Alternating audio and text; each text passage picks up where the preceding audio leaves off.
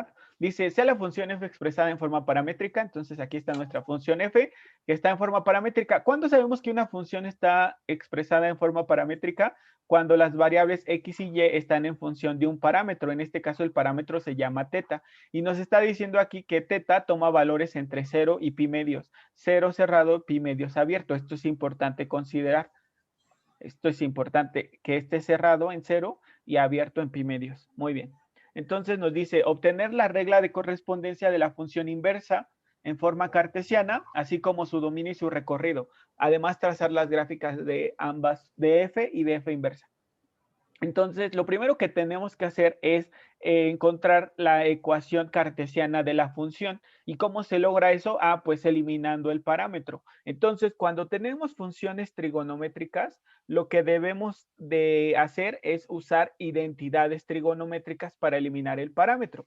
Y en general, las identidades que vamos a utilizar para encontrar la ecuación cartesiana de una función que está en forma paramétrica y donde se están usando funciones trigonométricas son las siguientes. Entonces, la primera que podríamos usar sería seno cuadrado de teta más coseno cuadrado de teta igual a 1. Eso es si aparecen las funciones seno y coseno. En este caso, pues no aparecen esas funciones, por lo tanto, pues no vamos a usar esta identidad, pero yo se las escribí porque en general, cuando tengan una función paramétrica, para eliminar el parámetro se usan identidades y esta podría ser una de las que se necesite usar. Muy bien. La siguiente identidad trigonométrica que vamos a usar es 1 más tangente cuadrada de teta es igual a la secante cuadrada de teta. O bien, secante cuadrada de teta menos tangente cuadrada de teta igual a 1. Que en este caso es la que vamos a usar porque aparecen las funciones trigonométricas secante y tangente. Y la última identidad que podríamos usar sería 1 más cotangente cuadrada de teta es igual a la cosecante cuadrada de teta, o bien cosecante cuadrada menos cotangente igual a 1, pero pues ya nos vamos a quedar con la segunda porque es justamente las identidades que tenemos. Pero bueno, entonces ustedes me podrían decir cómo aparecen las funciones trigonométricas en esta identidad, que en la función paramétrica que tenemos no aparecen de esa manera. ¿Cómo están aquí y cómo están aquí? ¿Al ¿Quién me cuadrado? puede? Exacto, están elevadas al cuadrado. Muy bien, entonces, pues lo único que tenemos que hacer es despejar las funciones trigonométricas y elevarlas al cuadrado. Entonces, a esta le vamos a llamar ecuación 1 y a esta otra le vamos a llamar ecuación 2. Entonces, de la ecuación 1, al despejar la función trigonométrica, nos quedaría secante de teta es igual a x sobre 2. Y de la ecuación 2, pues nos quedaría que tangente de teta es igual a y. Entonces, ahora sí, elevando al cuadrado, nos quedaría secante cuadrada de teta es igual a x cuadrada sobre 4. ¿Están de acuerdo conmigo? Sí.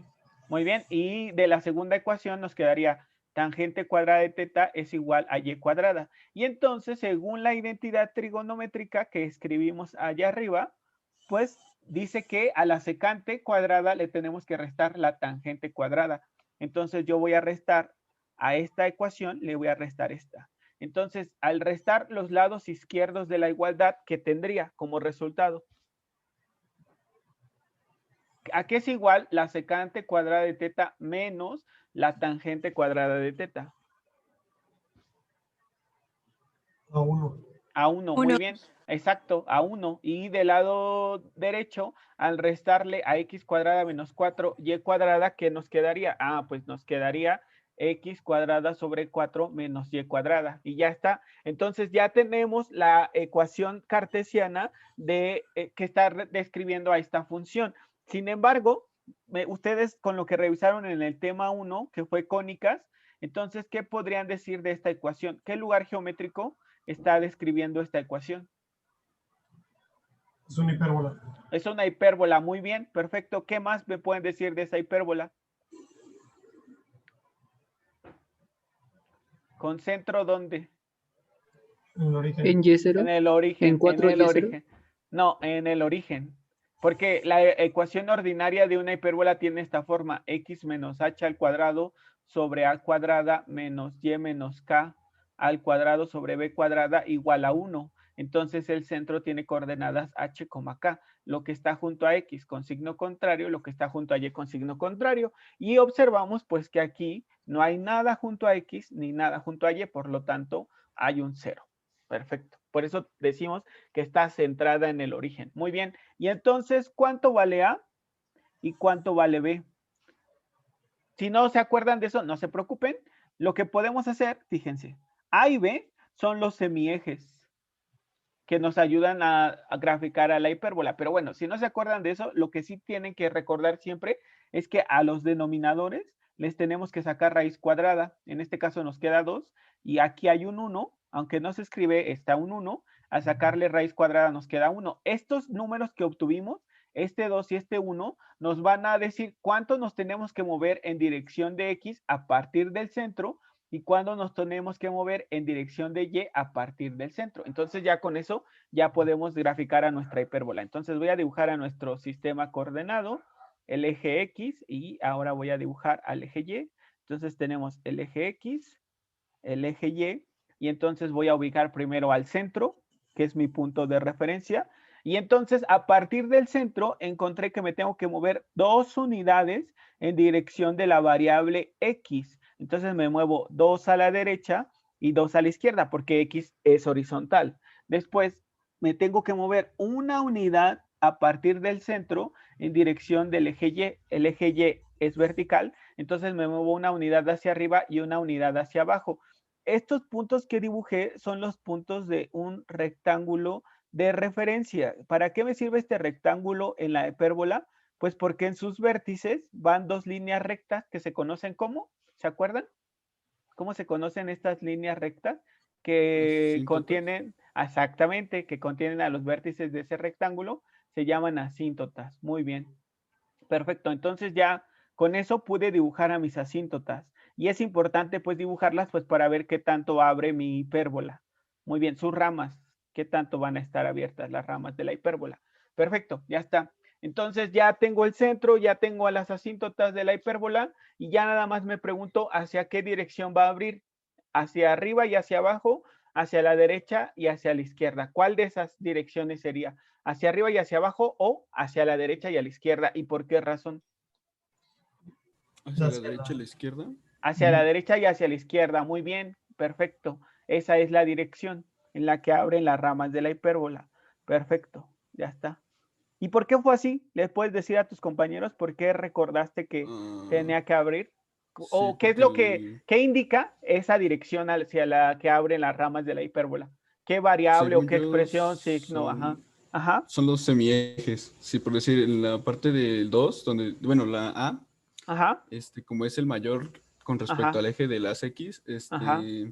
pues es de ese lado donde se hace bueno, hacia donde va a estar orientada la hipérbola, ¿no? Porque el semieje mayor es A, en este caso está Ajá. en X. Ajá. Según yo, sí es por Sí, eso. entiendo lo que dijiste, pero no, es incorrecto. Tu procedimiento o la lógica que utilizaste es incorrecta. Esa se utiliza en las elipses. Ah, Ahí ok. sí, Ah, ahí sí se puede, a partir de los valores de A y B, porque A es el semieje mayor y B el semieje menor. Entonces, eso sí nos indicaría, pues, en qué lado está posicionada la elipse, por ejemplo, hacia ya dirección veo. de qué eje.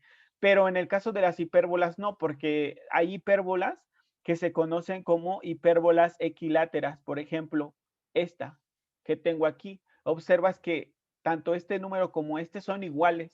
Entonces, ¿cuál sería el más grande?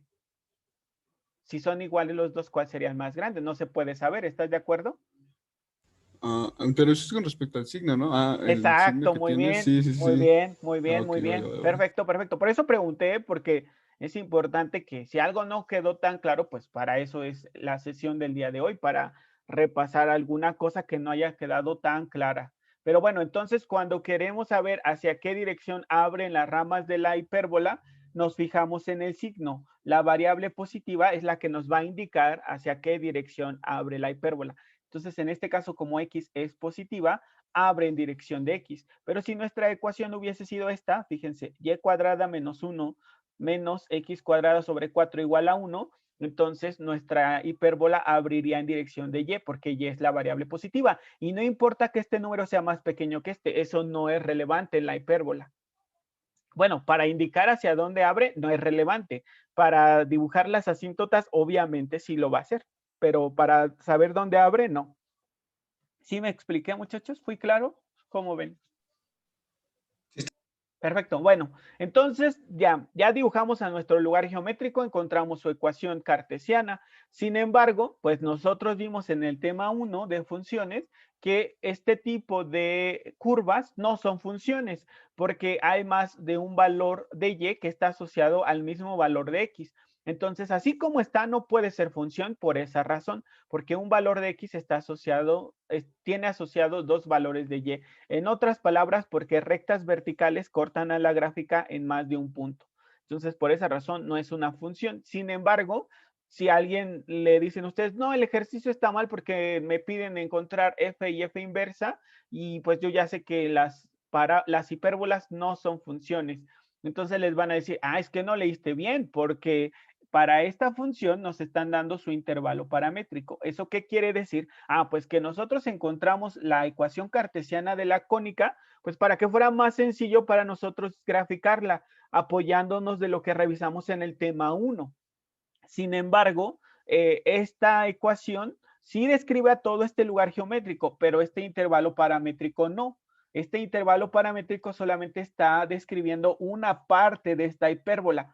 Y lo que yo sugiero hacer es primero identificar el lugar geométrico y una vez que lo identificamos con lo que sabemos del tema de cónicas, pues ahora sí analizamos el intervalo paramétrico y vemos qué parte de la gráfica es la que está descrita por este intervalo. Y alguien podría preguntarse cómo hacemos eso. Pues muy sencillo. Simplemente evaluamos a las ecuaciones cartesianas en los valores del parámetro. En este caso, pues diríamos, para θ igual con 0, entonces, ¿cuánto valdría x y cuánto valdría y? ¿Quién me podría decir? Por favor. Ajá. Para X, cuando z vale 0, es 2. 2. Muy bien, perfecto. Y para cuando θ vale 0, ¿cuánto vale y? 0. 0, muy bien, perfecto, porque la secante es 1 entre el coseno. Entonces, el coseno de 0 vale 1, 1 entre 1 es 1, por 2, pues fue este 2 que dijo su compañero. Muy bien. Y cuando la tangente vale 0, pues recordamos que la tangente es seno entre coseno. Entonces, el seno de 0 vale 0, el coseno de 0, 1. 0 entre 1 es 0. Muy bien, esos son.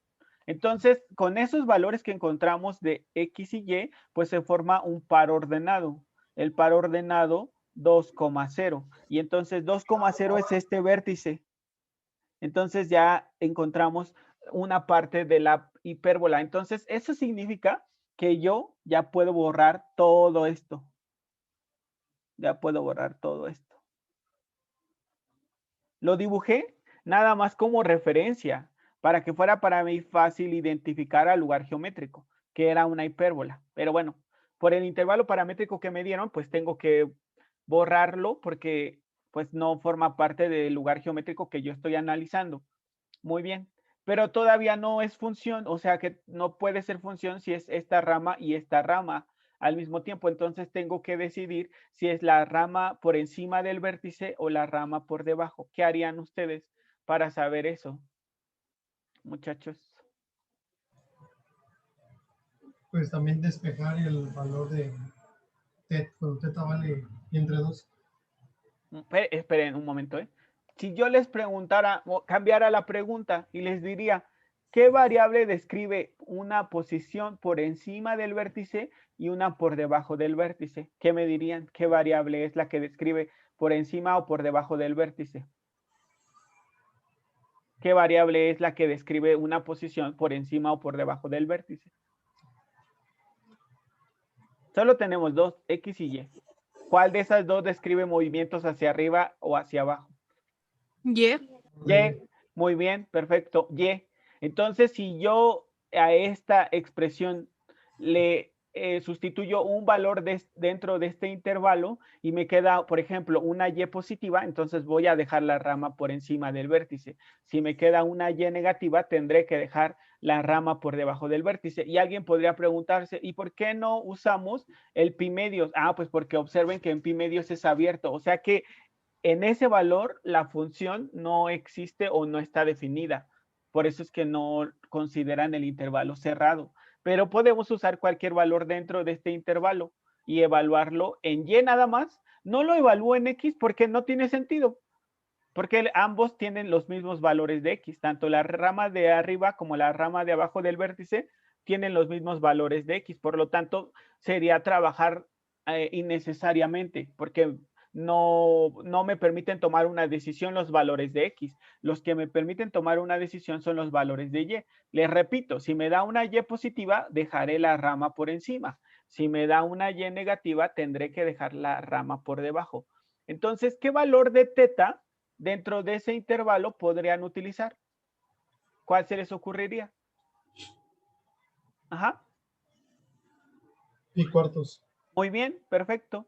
Entonces, si usamos teta igual a pi cuartos exclusivamente en y, observaré qué signo tiene y. Entonces me quedaría y igual a tangente de pi cuartos. Recuerden que la tangente es seno sobre coseno y que el seno y coseno en pi cuartos valen raíz de 2 sobre 2.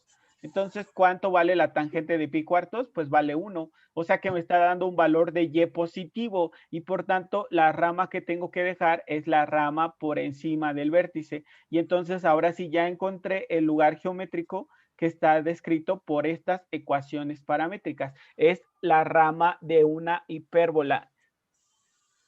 Pero la rama por encima del vértice que se encuentra a la derecha del centro. ¿Están de acuerdo, muchachos? ¿Sí entendieron esto? Sí, profesor. ¿Cuál dirían ustedes que es su dominio? No nos lo preguntan, pero... no, sí, nos lo están preguntando. Entonces, ¿cuál es el dominio de esa función? El conjunto de valores de x tal que x, ¿qué? Pertenece a Ajá, muy bien. intervalo de 2 a infinito. De 2 a infinito. Muy bien, perfecto. ¿Y cuál sería su recorrido? El conjunto de valores de y tal que y pertenece. Así es, a los ¿De reales. 0 a infinito? Muy bien, perfecto. Así de sencillo, de 0 a infinito. Muy bien. Perfecto, ya está. Y entonces, con esto que acabamos de encontrar, de manera implícita, ¿qué sabemos también? Con esto que acabamos de encontrar, ¿qué sabemos? Según lo que revisamos en el tema de función. Tenemos Ajá. también el dominio y el rango de la inversa. Exacto, muy bien. Tenemos esa información. Entonces, aquí escribimos el dominio de la inversa y el recorrido de la inversa. Entonces, ¿quién me dice eso? ¿Quién sería el dominio de la inversa? El ¿Y quién rango sería? Exacto, muy bien. Entonces dijimos, aquí ya me decían que la función tenía inversa, por eso me pedían la gráfica de f y de su inversa. Entonces, ya la función sí tiene inversa, el dominio de la original se convierte en el recorrido de la inversa y el recorrido de la original se convierte en el dominio de la inversa. Muy bien, entonces en el dominio de la inversa diremos, es el conjunto de valores de x, tal que x pertenece al intervalo que va a ir de 0 a infinito. ¿Están de acuerdo? ¿Sí?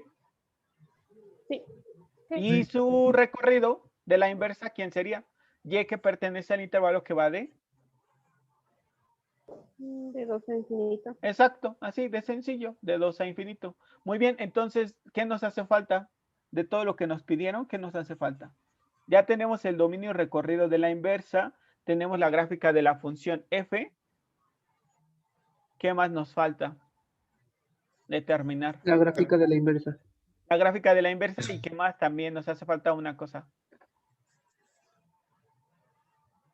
La regla de correspondencia de la función inversa en forma cartesiana. Muy bien.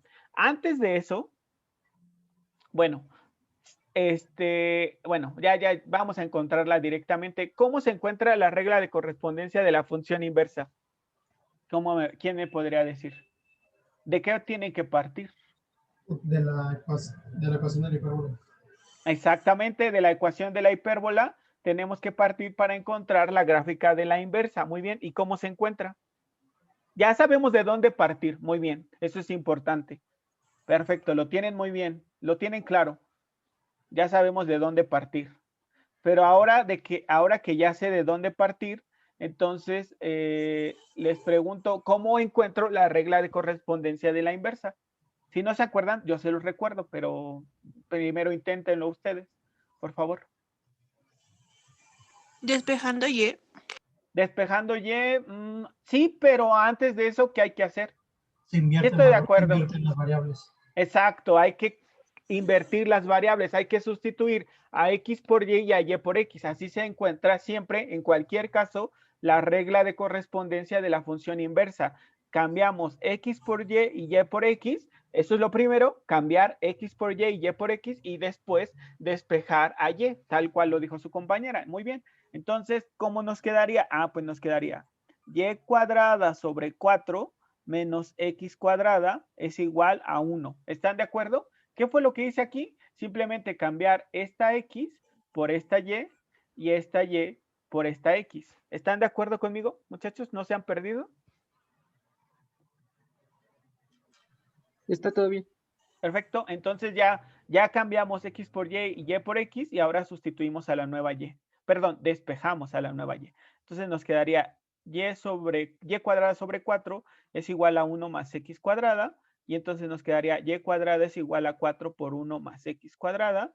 Y entonces Y nos quedaría más o menos la raíz de 4 por 1 más X cuadrada. Y por propiedades de los radicales, entonces nos quedaría que Y es igual a más o menos 2 veces la raíz de 1 más X cuadrada, porque la raíz de A por B nos queda raíz de A por raíz de B. ¿Están de acuerdo conmigo? ¿Cómo ven? Sí, maestro.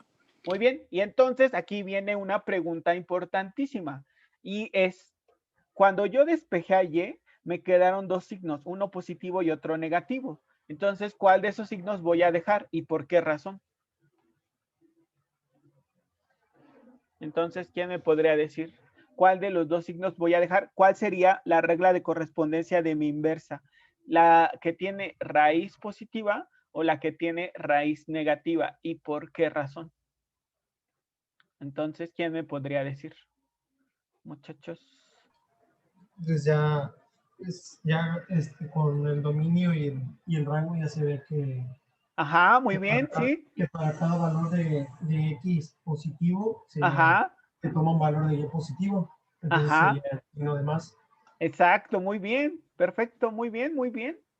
Y esa sería entonces la regla de correspondencia de la función inversa. Entonces, ¿puedes repetirle a tus compañeros eso que dijiste, por favor? Que en el dominio cada valor es positivo y en el rango también o sea, son puros valores positivos, entonces de la raíz se tiene que elegir el valor positivo, porque si fuera negativo, entonces sería de 2 a menos infinito, pues no quedaría bien. ¿Sí le entendieron a su compañero, muchachos? ¿Cómo ven? Lo dijo muy bien. La verdad es que sí. ¿Sí lo entendieron o no? ¿Cómo ven? Sí. Muy bien. Es que aquí observen, tenemos una ecuación en la que asignamos valores de X y vamos a obtener valores de Y.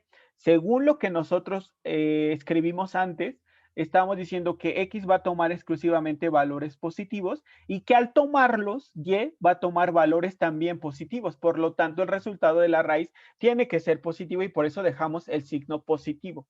Y ya, eso fue lo que dijo su compañero. Muy bien, muy bien dicho. Entonces ya tenemos el dominio y recorrido de la inversa, tenemos la gráfica de F, nos falta la gráfica de su inversa y tenemos la regla de correspondencia de la inversa. Bueno, ya terminamos, solamente nos hace falta la gráfica de F. ¿Y cómo la podríamos hacer o obtener? Pues a partir de esto que ya tenemos aquí, justamente, o de esta otra. Esta ecuación, ¿qué está describiendo ahora? Que esta fue de la que partimos para encontrar la regla de correspondencia de la inversa, ¿eh? Entonces, ¿qué está describiendo esta ecuación? ¿Quién me puede decir? Según lo que acabamos de ver, ¿qué está describiendo esta ecuación? También, ¿qué lugar geométrico? Ajá.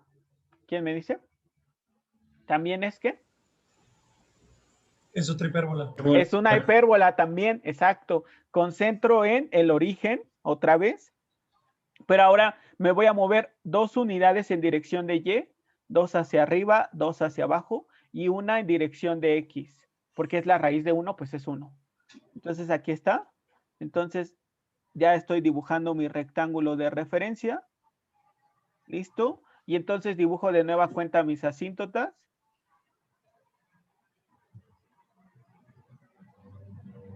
Listo. Muy bien.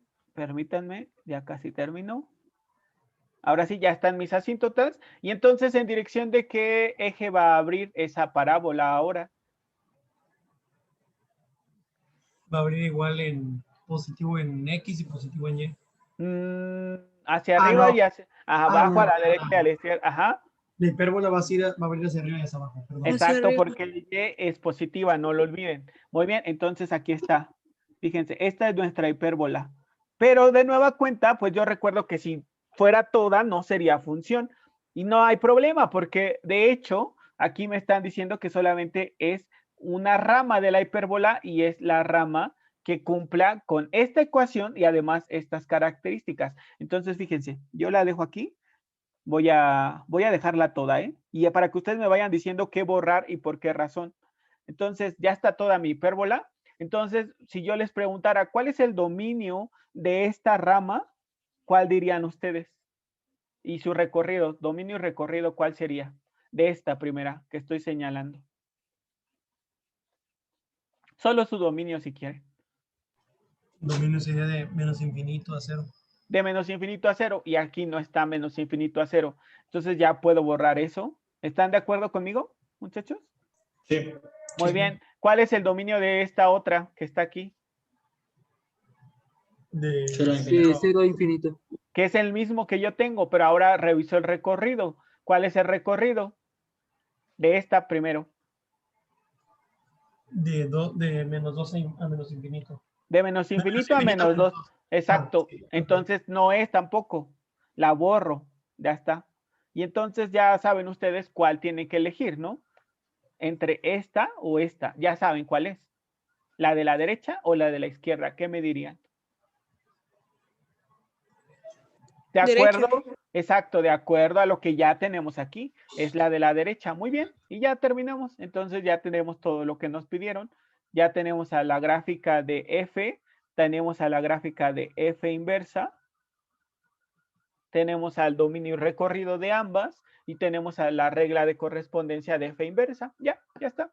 Ya tenemos todo. Entonces, grabación nos dice obtener el valor de los siguientes límites. Uno es un límite que tiende al infinito y el otro es un límite trigonométrico. Muy bien. Entonces, en el límite que tiende al infinito, ¿qué se tiene que hacer para calcular su valor? ¿Quién me puede decir, muchachos? Por favor. ¿Qué se hace para sacar el valor de un límite que tiende al infinito? Cuando se tiene un cociente de expresiones algebraicas, ¿qué se tiene que hacer? Pues bueno, si no se acuerdan, les recuerdo, se tiene que identificar a la variable de mayor exponente del denominador. Entonces, variable de mayor exponente del denominador. ¿Cuál sería la variable? No expresión algebraica, ¿eh? Estoy hablando de variable nada más. ¿Cuál es la variable de mayor exponente del denominador? X cuadrada. X cuadrada. Entonces, eso es lo primero que se tiene que hacer, identificar a la variable, y repito, no es lo mismo variable que expresión algebraica, porque si yo dijera, identifico la expresión algebraica de mayor exponente, pues diría 6x cuadrada, pero no, yo me refiero a identificar a la variable de mayor exponente del denominador, lo cual me dijeron muy bien, es x cuadrada. Y entonces, ya que la identifiqué, pues tengo que dividir todo entre la variable de mayor exponente. Entonces, divido todo entre x cuadrada entre x cuadrada, 3x entre x cuadrada, 4 entre x cuadrada, todo eso sobre 6x cuadrada sobre x cuadrada, más 2x sobre x cuadrada y menos 1 sobre x cuadrada. Ya que dividí todo entre la variable de mayor exponente del denominador, pues simplifico. Y recuerden que si yo aún no he calculado el límite, entonces esta expresión debe de seguir apareciendo. Muy bien. Entonces, ¿qué me quedaría de simplificar x cuadrada entre x cuadrada? O sea, de simplificar esta. Muy bien, 1. Muy bien. Y luego de simplificar estas expresiones, ¿qué me quedaría? Menos 3x. 3 sobre x. Muy bien. Exacto. De la última expresión no se puede simplificar nada. De esta expresión, ¿cómo queda simplificada? 6. Muy bien. Seis. Y esta. Más 2x. Más 2 2 sobre X. Ajá, muy bien. Y Ah, por sí, último, cierto, perdón. 1 sobre x cuadrada. Muy bien, perfecto. Y entonces ahora sí ya calculo el límite. Y entonces sabemos que el límite de un cociente se puede calcular como el límite del numerador entre el límite del denominador. Y también sabemos que el límite de una suma o resta de expresiones se puede calcular como la suma de los límites. O sea, le puedo sacar el límite a cada una de las expresiones. Entonces me quedaría el límite de una constante es la constante. Luego me quedaría 3 sobre infinito más 4 sobre infinito. Después sería 6 más 2 sobre infinito, menos 1 sobre infinito al cuadrado. Aquí era el cuadrado. Y entonces, estas expresiones que acabo de poner al final, ¿cuánto valen? ¿O a qué tienden? 0. A 0, muy bien. Cuando dividimos una constante entre un número muy grande, pues eso tiende a 0, muy bien. Y entonces ya nos queda solamente el 1 y el 6. Entonces significa que el límite de esa expresión existe y vale un sexto. ¿Están de acuerdo, muchachos? Sí. Muy bien, entonces el límite cuando x tiende a infinito de x cuadrada menos 3x más 4 sobre 6x cuadrada más 2x menos 1 existe y vale un sexto. Muy bien, ya está. Entonces vamos a hacer el siguiente, que es el límite cuando x tiende a 0 de 1 menos el coseno de x sobre 5x cuadrada. Entonces, ¿qué harían ustedes para calcular su valor? Díganme alguna idea que tengan, muchachos. Multiplicaría el coseno por coseno de x, pero en positivo. Sí, bueno, más o menos. Sí lo dije, sí te entendí. No lo dijiste del todo bien, pero te entendí. Entonces, habrá que multiplicar por el conjugado de esta expresión, que sería 1 más coseno de x. Tú dijiste, hay que multiplicar por coseno positivo, pero no solo sería coseno positivo, sino su conjugado de toda la expresión. ¿Y ves que no es lo mismo? Yo te entendí, pero no lo dijiste correctamente. ¿Estás de acuerdo o no? Que no es lo Sí, sí. mismo. Muy bien, perfecto. Entonces, bueno, ya que estamos multiplicando por el conjugado de esta expresión, tanto en el numerador como en el denominador, para no afectarla, porque esto es un 1, entonces ya lo simplificamos. ¿Cómo queda? ¿Cómo se conoce a este producto? A estos dos. ¿Cómo se le conoce? Bueno, para que me digan mejor, a algo como esto, ¿cómo se le conoce? ¿Producto de qué? Binomio conjugado. Exacto, producto de binomios conjugados. Muy bien. ¿Y qué da resultado? ¿Qué da como resultado el multiplicar binomios conjugados? ¿Una qué? A cuadrada menos b cuadrada. Una diferencia de cuadrados. Muy bien. Entonces, ahora sí, ¿cómo quedaría el resultado de multiplicar estos dos? Los numeradores, me refiero. Ajá. 1 menos el coseno de x cuadrado. Exacto, muy bien. El coseno cuadrado de x, que no es lo mismo, Ajá. eso es importante, ¿eh? No es lo mismo que coseno de x cuadrada, no es lo mismo. Esto de aquí, coseno cuadrado de x, sí sería lo mismo que coseno de x al cuadrado. Solamente que cuando una función trigonométrica está elevada a una potencia, la potencia suele escribirse entre el nombre de la función trigonométrica y su argumento. Entonces, ya sea que la escriban así o así, es lo mismo. Pero lo que no es lo mismo es lo que dijo su compañero. Coseno cuadrado de x no es lo mismo que coseno de x al cuadrado. Esas son cosas diferentes. Muy bien. Y no los regaño ni nada, solamente les estoy tratando de corregir algunas cosas que pues no están diciendo de manera correcta. Pero bueno, ya está. Entonces, ahora en el denominador, ¿qué nos quedaría? Ya multiplicamos en el numerador los binomios conjugados. En el denominador, ¿qué quedaría? Pues 5x cuadrada, ¿no? Ajá, Más, Ajá, ah, por sí, 1 sí. más coseno de x. Muy bien, ya está. Y no se puede efectuar la multiplicación o no la realizamos pues porque no tiene sentido. No nos va a ayudar a encontrar el valor del límite. Muy bien.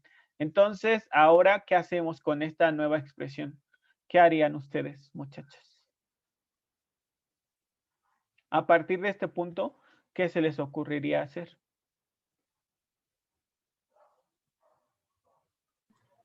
Utilizar identidades trigonométricas para el numerador. Exacto, muy bien. Pues de la identidad trigonométrica que hace rato escribimos, seno cuadrado de teta más coseno cuadrado de teta igual a 1, puedo despejar a el seno cuadrado de teta, que es igual a 1 menos coseno cuadrado de teta. Entonces, esta expresión que tengo, 1 menos coseno cuadrado de x, ¿a qué sería igual? A seno cuadrado de teta. No, de x, ¿no? Porque nuestra variable en este caso es x. Sí, sí, sí. Muy bien, muchas gracias. Así es. Y eso nos quedaría sobre 5x cuadrada por 1 más coseno de x. Y ya casi terminamos, ya casi estamos listos. ¿Qué hacemos nada más para terminar este ejercicio? Ajá. Ah, pues recordar que esta expresión que tengo ahí, permítanme. Se obtiene seno cuadrado de x entre x cuadrada y eso. Ajá, o la podemos escribir así. No. Seno de x por seno de x sobre x, aquí así, por 1/5 por 1 sobre 1 más coseno de x. ¿Están de acuerdo conmigo, muchachos? ¿Cómo ven? ¿Sí? Porque seno de x por seno de x da seno cuadrado. Y 1 por 1, pues es 1 por seno cuadrado, sigue siendo seno cuadrado. Luego sería 5 por x, me queda 5x cuadrada. Y por último, por 1 más coseno de x. Entonces, solamente lo agrupé. ¿Pero por qué razón lo agrupé? Ah, pues porque yo tengo que haber recordado que en el tema de límites trigonométricos aprendí que el límite cuando u tiende a 0 del seno de u sobre u, ¿cuánto vale? 1. 1. Muy bien. Entonces, ahora sí, ya empiezo a calcular los límites y diría 1/5, porque el límite de una constante es la constante. Luego sería por 1, porque este límite vale 1, porque su argumento es x, está dividido entre x y x tiende a 0. Entonces, tiene esta forma. Por eso sé que vale 1. Luego, este otro límite, ¿cuánto vale? Todo este límite. 1. 1, muy bien. Y por último, este, ¿cuánto vale? Un medio. 1 sobre 1 más 1, o sea, un medio. Muy bien. Entonces me queda 1/5 por un medio y eso sería Un décimo. 1/10. Y ya está, ya terminamos. Ese es el valor del límite. ¿Están de acuerdo? Grabación nos dice obtener la derivada de cada una de las siguientes funciones. Entonces, en el inciso A tenemos 2x cuadrada más xy más y cuadrada igual al logaritmo de x. Ah, observamos que es una derivada implícita. ¿Por qué? Porque ninguna de las variables está despejada. Después tenemos y igual a raíz cuarta de x más 1. Ah, pues es la derivada de una función que tiene un radical nada más. Y en el inciso C es y igual a coseno de 2x más seno de x menos 3. Pues nos están diciendo que en el inciso C quieren que mostremos, que recordemos cómo se deriva una función trigonométrica. Muy bien, entonces vamos a empezar con las más sencillas y terminamos con la que es un poco más complicada, que es la derivación implícita. Entonces, bueno, vamos a empezar con el inciso C, que es el más sencillo. Entonces, pues recordamos nada más las derivadas de las funciones trigonométricas. Entonces, si u es una función de x, ¿quién sería la derivada del seno de u? Ah, pues es el coseno de u por la derivada del argumento. ¿Quién es la derivada del coseno? Pues es menos seno por la derivada del argumento. Y después sería, ¿quién es la derivada de tangente? Bueno, ya no la escribo porque no aparece esa aquí. Pero si se las preguntara, ¿cuál es la derivada de la tangente de u? Muchachos, donde u es una función de x. ¿Cuál sería la derivada de tangente? Ajá, secante cuadrada de u por la derivada del argumento. Y eso es a lo que me refería. Miren, la derivada de una función trigonométrica es otra función trigonométrica, pero que tiene que tener exactamente el mismo argumento. Entonces no lo vayan a cambiar. No lo cambien porque es exactamente el mismo. Lo que sí es que va multiplicada por la derivada del argumento. Y entonces lo que yo les digo a los alumnos, pongan atención. Imagínense que tenemos y igual al seno de x cuadrada. Entonces, siguiendo estos teoremas de derivación, entonces yo diría que la derivada del seno de x cuadrada es el coseno de x cuadrada. Es a lo que me refiero, que el argumento no cambia. Lo que cambia es la función trigonométrica. Entonces, la derivada de una función trigonométrica es otra función trigonométrica, pero que debe de tener exactamente el mismo argumento. ¿Y qué me hace falta? Ah, pues multiplicar por la derivada del argumento. ¿Cuál es la derivada de x cuadrada? Que aquí está indicado, derivada del argumento. ¿Cuál es la derivada de x cuadrada? Ajá. 2x. 2x. 2x, muy bien. Y entonces el error más común que cometen los alumnos es multiplicar esta expresión por el argumento. Y entonces dicen, ah, la derivada de y respecto de x es el coseno de 2x al cubo. Y eso está muy mal, porque les repito, la derivada de una función trigonométrica es otra función trigonométrica, pero que tiene exactamente el mismo argumento. Entonces, para que no estén tentados a hacer ese producto, entonces escribimos derivada de y respecto de x es 2x que multiplica al coseno de x cuadrada. Y esa ya es la derivada. Esta expresión multiplicando a esta otra. Pero nunca multipliquen los argumentos de las funciones trigonométricas. Es un error común. Muy bien. Entonces, ahora sí, lo que yo les digo a los alumnos, para que no vayan a cometer este error, empiecen derivando el argumento. Entonces, vamos a hacer eso. La derivada de y respecto de x en el inciso C, ¿quién sería? Ah, pues empezamos derivando el argumento. ¿Cuál es la derivada de 2x? 2. 2, muy Dos. bien. ¿Y cuál es la derivada del coseno? Menos seno.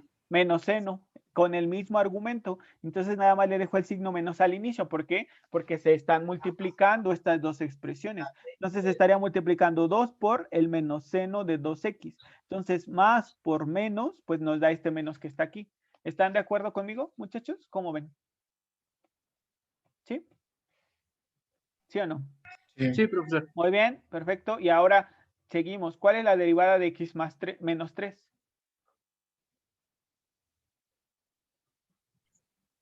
Coseno.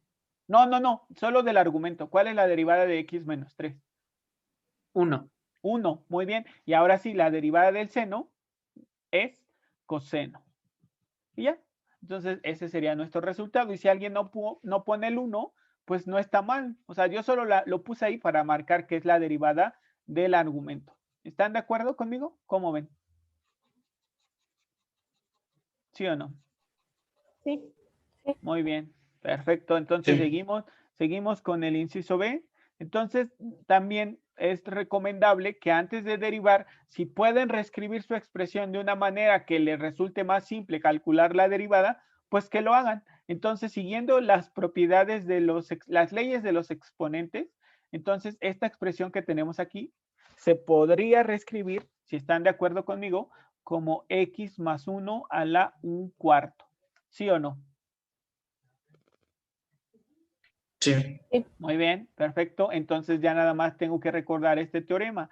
La derivada de u a la n, donde les repito, u es una función que depende de x. Entonces este teorema dice, baja el exponente, disminúyelo 1 grado y deriva el argumento. O sea, en general los argumentos siempre se derivan. Y si quieren pueden empezar con eso para no confundirse. Pero bueno, entonces ya me quedaría derivada de y respecto de x, ¿quién sería? ¿Quién me puede ayudar siguiendo este teorema? ¿Qué quedaría? 1/4 de Muy bien, x más 1 perfecto. Sí, a la. a la menos 3/4. Exacto, muy bien. Por. Ajá. ¿Cuál es la derivada de esta expresión? Ustedes pueden decir, ay, pero es que es la derivada 1. ¿Para qué lo pongo? Ah, pues lo pongo nada más para que me acostumbre a que siempre se tienen que derivar los argumentos, porque imagínense que yo hubiese tenido esto, y igual al seno de x al cubo. Ah, pues entonces su derivada sería, se baja la potencia, se disminuye 1 grado, entonces me quedan 2 y se deriva el argumento y la derivada del seno es el coseno. Y si no se acostumbran a derivar los argumentos, entonces lo dejaría nada más así y eso sería incorrecto. Entonces, por eso escribí este 1, aunque sí sé que la derivada de esta expresión solo es un 1 y que al final de cuentas no se va a tener que escribir, yo lo escribo nada más para acostumbrarme a que los argumentos siempre se derivan. ¿Están de acuerdo? ¿Sí me entendieron? ¿Cómo ven? Si algo no entienden, me pueden decir sin problema, ¿eh? No pasa nada. ¿Están de acuerdo? Y bueno, ya nada más, ¿cómo se simplifica eso? ¿Cómo quedaría simplificado? Entonces, 1 por 1, pues es 1. En el denominador queda un 4. Como no puedo dejar potencias negativas, lo bajo al denominador. Me queda x más 1 a la 3/4 positivo. Y luego, como no puedo dejar potencias fraccionarias, lo escribo como un radical. ¿Cómo me quedaría? 4 raíz de cuarta Raíz cuarta, ajá, no, muy bien. de x más 1 al cubo. Exacto, y ya, esa es la respuesta. Muy bien, muy bien. Entonces, en la derivación implícita, se utiliza cuando una función en una expresión algebraica no está despejada ninguna de las variables. Se puede derivar todo respecto de x o se puede derivar todo respecto de y, pero usualmente se deriva respecto de x. Aunque puede ser admisible derivar respecto de x o respecto de y. Les repito, se puede hacer de cualquiera de los dos. Usualmente se deriva siempre respecto de x. Y algo que tenemos que recordar es que cuando hagamos derivación implícita, cuando derivemos a y, por ejemplo, si yo tengo esta expresión y cúbica y voy a derivarla respecto de x, entonces me quedaría, al derivar esto respecto de x, me quedaría 3y cuadrada por la derivada de y respecto de x, que la puedo denotar de muchas formas. Entonces, lo único que estoy tratando de decir es que cuando tengan que derivar algo que contenga y, ustedes hagan de cuenta que es x, entonces hagan de cuenta que es 3x, x cúbica. Entonces su derivada sería 3x cuadrada, observen. Es muy parecido, lo único que cambia es que la variable en lugar de ser x es y. Pero, ¿qué le tenemos que agregar adicionalmente a esa derivada? Ah, pues muy sencillo, pero tenemos que poner atención. Entonces, cuando derivo algo que contenga y, sigo los mismos teoremas que he aprendido en derivadas, pero adicionalmente tiene que ir esta expresión, que es la derivada de y respecto de x. Pero la puedo poner de varias formas. También podría escribir derivada de y respecto de x, o podría escribir y', que es lo que es más común escribir, o podría poner y punto, y es cualquiera de las notaciones de derivadas que aprendí. Entonces, esta es la notación de Lagrange, la notación de Newton, la notación de Cauchy y la notación de Leibniz. Cualquiera de esas 4 notaciones pueden usar cuando estén derivando de manera implícita. Entonces, ¿cuál quieren usar ustedes, muchachos? De las 4, la de Cauchy, la de Newton, la de Lagrange o la de Leibniz. Lagrange. Ok, entonces, ¿qué escribiríamos aquí? 3y cuadrada por... Y Ajá. comita. Y prima, exacto. O y comita, o y apóstrofe. Muy bien. Listo. Entonces les repito, siempre que tengan que derivar algo que contenga y, entonces escriben su derivada multiplicada por y prima, no lo olviden. Por ejemplo, si yo quiero derivar a y simplemente, entonces su derivada sería 1 por y prima o simplemente y prima. Si yo quisiera derivar a 3y, entonces su derivada sería 3 por y comita o 3y prima. Y ya. ¿Sí entendieron eso, muchachos? Ya sé que lo saben, pero es un repaso esto que estamos haciendo. Entonces, ¿sí? ¿Seguros? ¿Cómo ven? Sí, maestro. Muy bien, perfecto. Bueno, entonces vamos a hacer ese ejercicio. Entonces tenemos, ¿cuál es la derivada de 2x cuadrada respecto de x? Eso es lo 4x. primero que tenemos que derivar. Muy bien, 4x. Perfecto. Y luego aquí, ¿qué operación están realizando entre sí las variables x y y? Multiplicando. Multiplicación. Ajá, entonces tenemos que utilizar la derivada de un producto. Entonces la derivada de u por v, donde u y v son funciones, entonces sería la primera función por la derivada de la segunda, más la segunda función por la derivada de la primera. ¿Están de acuerdo? ¿Sí o no? Sí. Muy bien, Sí. entonces, ¿cómo quedaría? La derivada de x por y. Entonces sería la primera expresión, que es x, por la derivada de la segunda. Entonces, ¿cuál dijimos que es la derivada de y respecto de x? Y prima.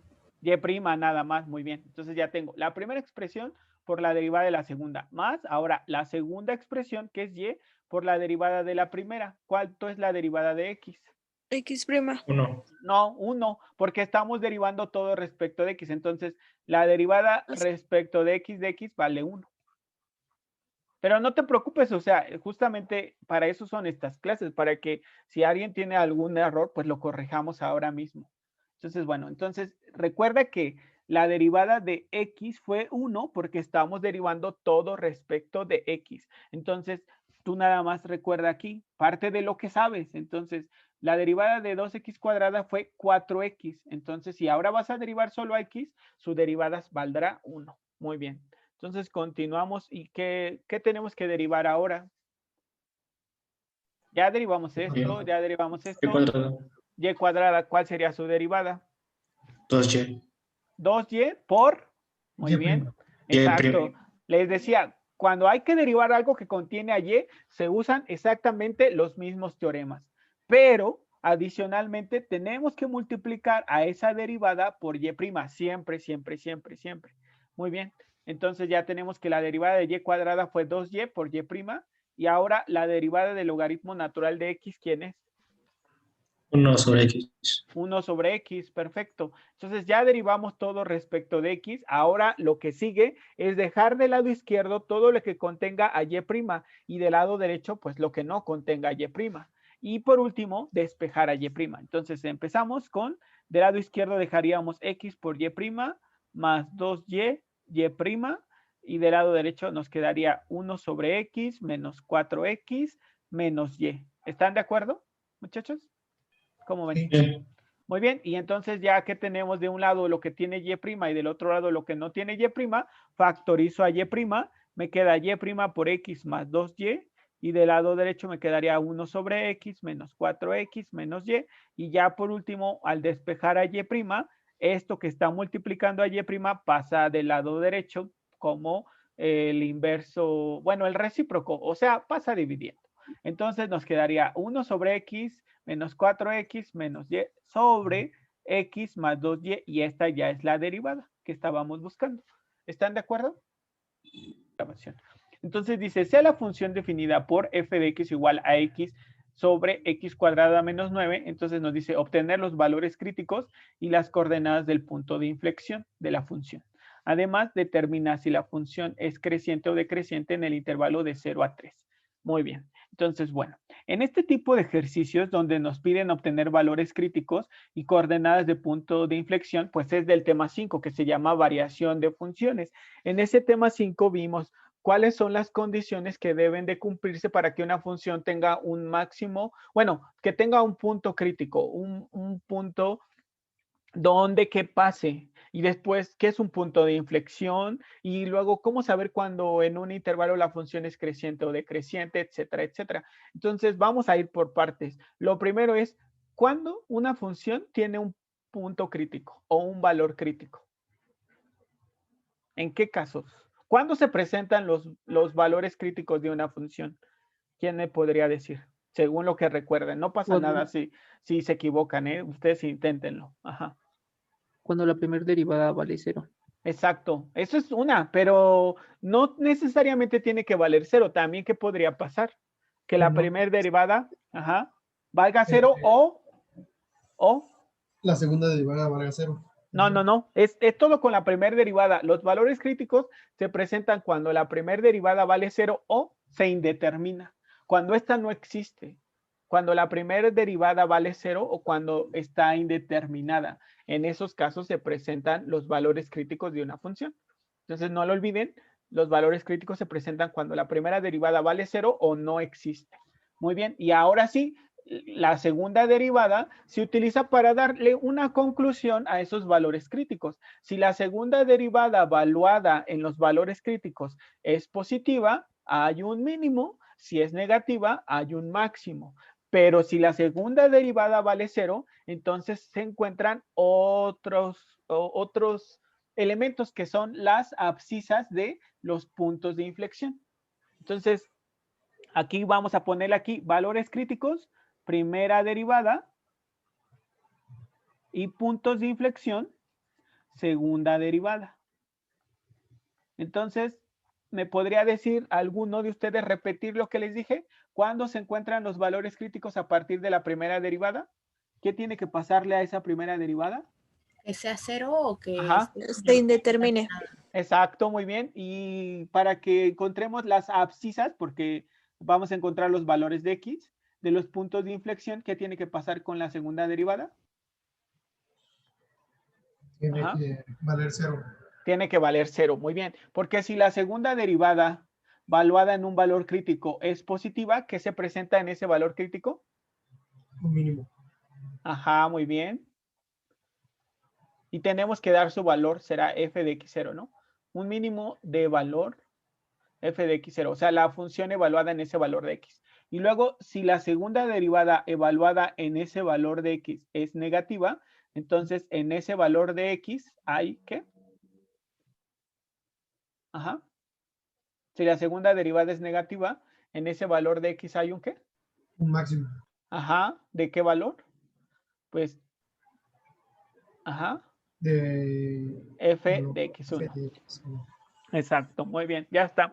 Es un resumen más o menos de este tema. Y bueno, ya nada más para complementar este resumen, pues recordamos que si la primera derivada evaluada en un valor de x es positiva, entonces la función crece. Y si la primera derivada en un valor de x, el que sea, es negativa, entonces decrece. ¿Por qué? ¿Por qué esto pasa así? Ah, pues porque la primera derivada, nosotros sabemos que si yo parto de una función y igual a f de x, si yo calculo su derivada, se calcula como un límite. El límite cuando el incremento de la variable independiente tiende a 0, de la función evaluada en x más delta x, menos la función original entre el incremento.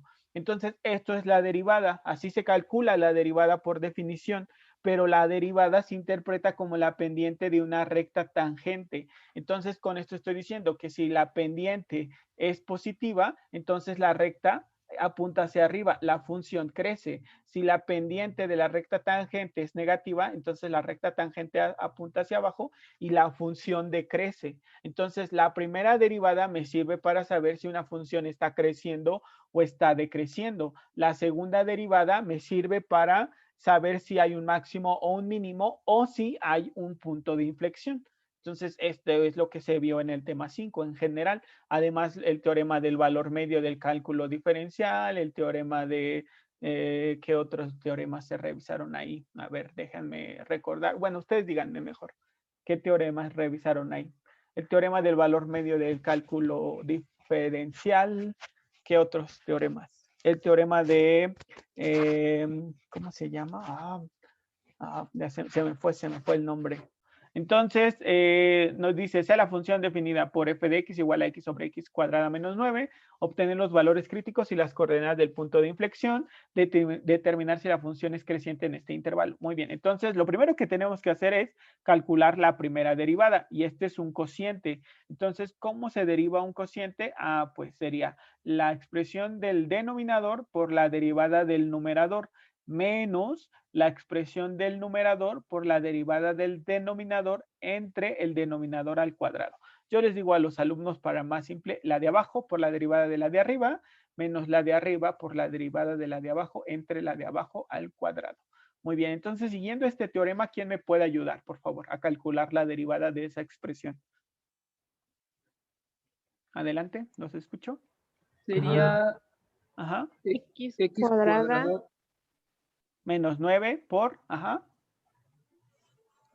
1 Ajá, muy bien. Menos, X ajá, por. Por 2x. 2 Muy bien, perfecto, muy bien, muy bien. Entre. X cuadrada menos 9 al cuadrado.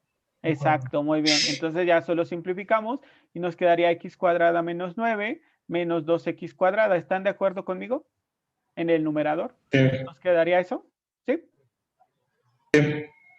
Sí. Muy bien. Perfecto. Y entonces, siguiendo con la simplificación, entonces nos quedaría menos x cuadrada menos 9 sobre x cuadrada menos 9 al cuadrado. ¿De acuerdo? ¿Sí o no? Sí. Sí. Sí. Muy bien. Perfecto. Entonces, bueno, ya terminamos de simplificar y entonces ya calculamos la primera derivada. ¿Qué tenemos que hacer con ella? Igualarla a 0. Igualarla a 0. Muy bien. Perfecto. Entonces la igualamos a 0. Ya está. La igualé a 0. Bueno, lo voy a hacer abajo. Aquí está. Menos x cuadrada menos 9 sobre x cuadrada menos 9 al cuadrado igual con 0. Listo. Y ahora, entonces, ¿qué hacemos con eso?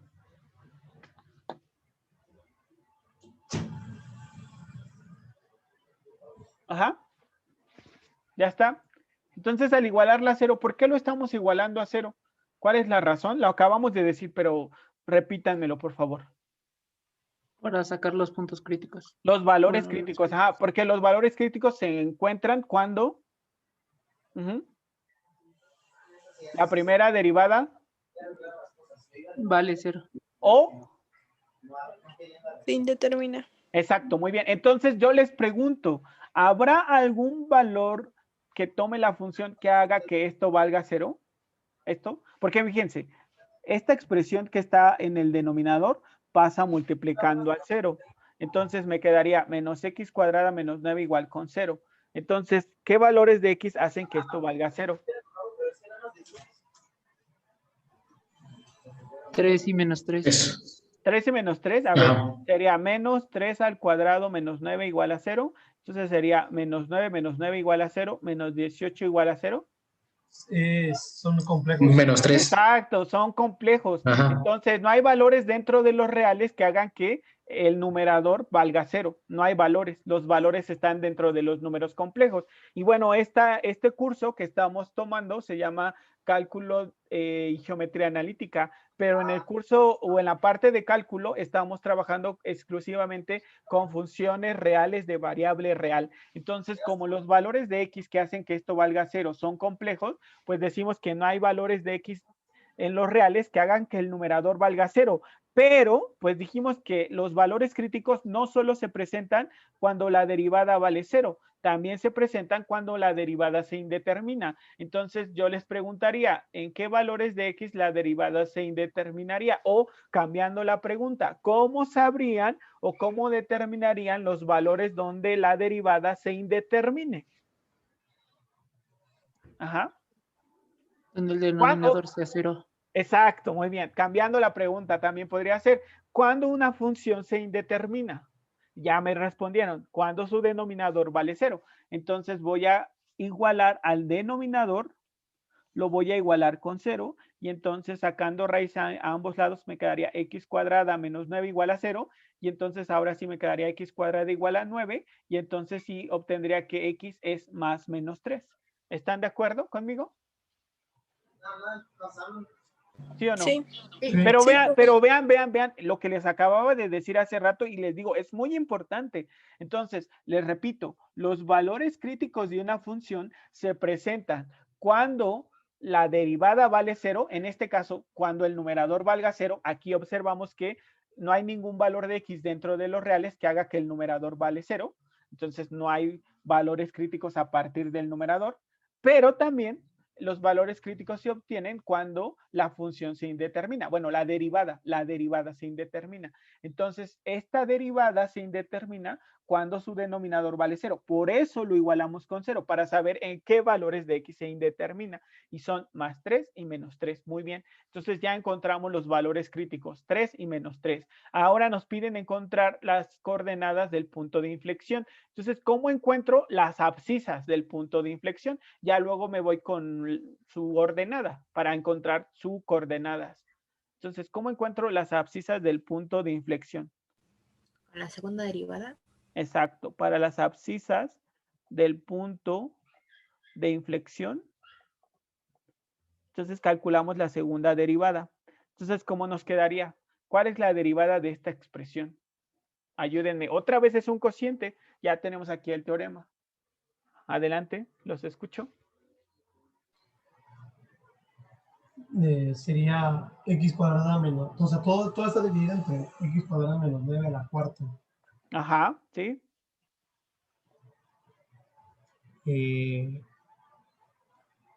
Sería pues, para más fácil desarrollar. Estamos derivando esta, ¿eh? Estamos derivando esa.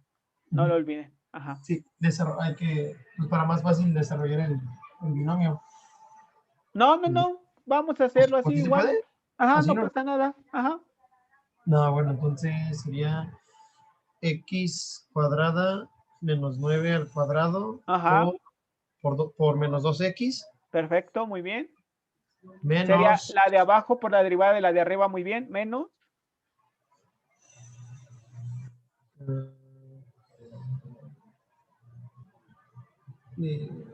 La de arriba por la derivada de la de abajo. Ajá, ¿cuál sería? Ya puse la de arriba. Sería Ajá. 2x. 2x por x cuadrada menos 9. Ajá, pero te hace falta algo. Porque esta tiene la forma u a la n. Entonces, la derivada de u a la n. Sería por derivar Ajá, Ajá, bajar la potencia, disminuirla a un grado y derivar el argumento. Eso siempre se tiene que hacer. entonces Entonces, sería por 2, no, sí, exacto, por 2. exacto, exacto. Eso es lo único que te hacía falta. Entonces era 2 por x cuadrada menos 9 a la potencia Por 1 y por el 2x que tú mencionaste hace rato. Muy bien, Sí. perfecto. Sí, sí, sí, estoy de acuerdo contigo. Entonces, bueno, vamos a simplificar esto que tenemos aquí. Este ejercicio no está difícil. La parte difícil es la parte algebraica, pero pues tampoco es tan complicada como parece. Entonces, a ver, les pregunto, ¿qué tienen en común esta expresión y esta? ¿Qué tienen en común tanto esta expresión como esta otra para que lo factoricemos y así sea más fácil para nosotros? Tienen el el 2x 2x. Ajá, ¿qué más? ¿No es solo eso? cuadrada menos 9 también tiene. Exacto, muy bien. Entonces, 2x y x cuadrada menos 9. Muy bien. Y entonces, ahora sí, voy a multiplicar por algo. Entonces, ¿por quién tengo que multiplicar a 2x y a x cuadrada menos 9 para que me dé toda esta expresión? ¿O qué me hace falta? ¿Qué le hace falta a esta expresión para tener toda esta? Menos 1 Ajá, y otro x cuadrada menos 9. exacto. Entonces sería menos x cuadrada menos 9. Muy bien, listo. Perfecto. Y entonces ahora, ¿qué le hace falta a toda esta expresión? Bueno, ¿qué le hace falta a esta expresión para darme toda esta expresión? 2 y menos Mire, x cuadrada menos 9. ajá, ya tengo esta expresión, ya tengo esta, solo me hace falta todo esto. ¿Están de acuerdo? Sí, Entonces sería más 2 por x cuadrada más 9. No sé si estén de acuerdo conmigo. Porque menos por menos, pues da más. ¿Sí o no? Por eso la puse positiva. Ujú. Muy bien, Sí, entonces profe. seguimos simplificando. Muchas gracias. Gracias por contestarme. Les repito, si algo no entienden, se pierden o lo que sea, pues no se preocupen, abran su micrófono y pregúntenme, no me molesta ni nada. Entonces me quedaría 2x por x cuadrada menos 9. Entonces, bueno, ¿cómo quedaría esta expresión simplificada? Lo que está en color azul. ¿Quién me puede decir? Inténtenlo simplificar a ustedes y ya yo les digo si están bien o no. Sería x cuadrada. No. Sí, sí está bien, porque estas son 2 y aquí es una negativa, 2 menos 1 nos da una, muy bien. X cuadrada más 9. No, porque 2 por 9, 18.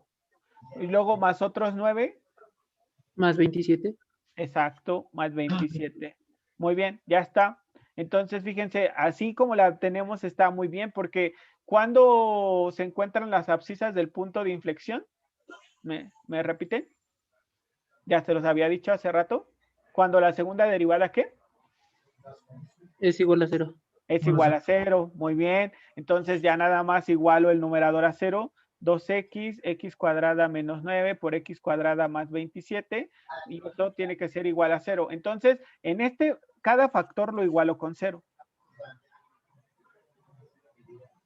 Entonces observo del tercer factor que no hay un valor dentro de los reales que haga que esto valga 0. Los valores que hacen que valga 0 están dentro de los complejos. ¿Están de acuerdo, muchachos? ¿Sí o no? Para esta expresión, muy bien. Porque si despejo a x, me quedaría x cuadrada igual a menos 27. Entonces x sería más o menos la raíz de menos 27, que como es un número negativo, pues va a dar como resultado una raíz compleja, según lo que aprendieron en álgebra. Muy bien. Entonces, aquí tampoco uso este factor porque aquí me quedaron los valores críticos, más 3 y menos 3. Entonces ya solamente me quedo con este. ¿Y cuál es el único valor de x que hace que esto valga 0? El que puse en recuadro. Muchachos. 0. 0. Muy bien, 0. Ahí está. Entonces, esa es la abscisa del punto de inflexión. ¿Cómo encuentro su ordenada? O sea, ¿cómo encuentro el valor de y? Ajá.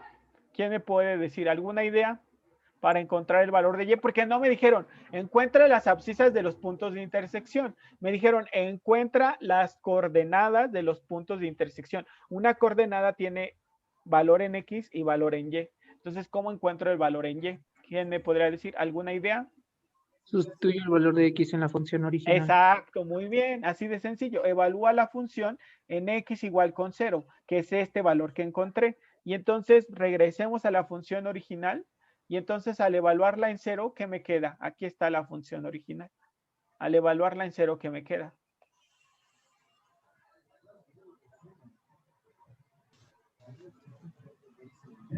0. 0, 0, muy bien. Entonces, al evaluar a la función en x igual a 0, me queda y igual a 0. Entonces, ¿quién me puede decir cuáles son las coordenadas del punto de inflexión? 0,0.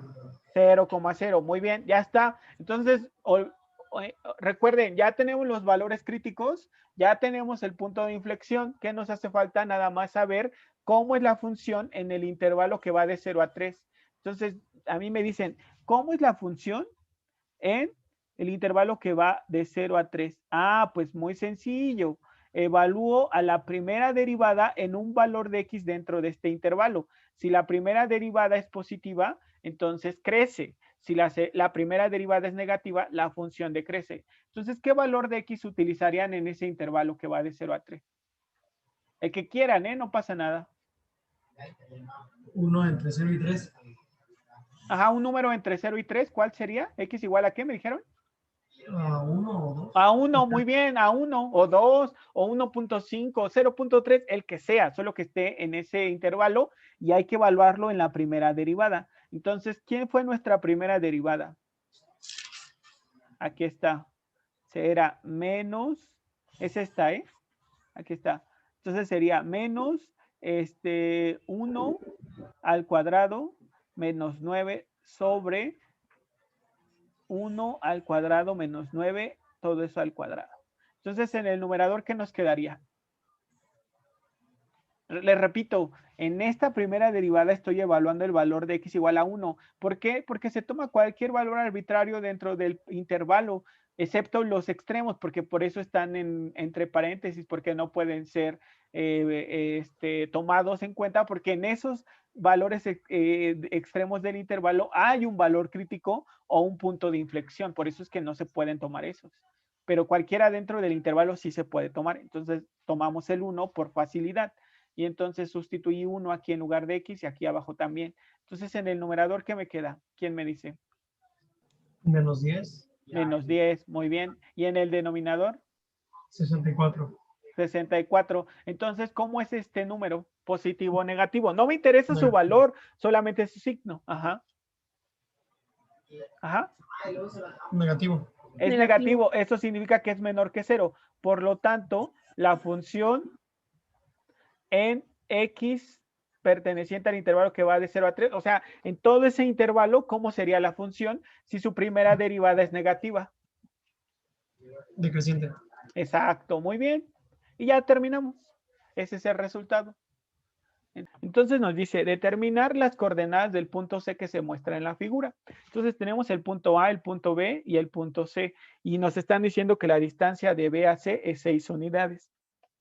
Lo vamos a hacer directo porque para que nos dé tiempo practicar para más cosas. Lo que yo propongo es plantear un sistema de referencia. Entonces dibujo un sistema de referencia en 3 dimensiones porque ya estamos en el espacio de 3 dimensiones.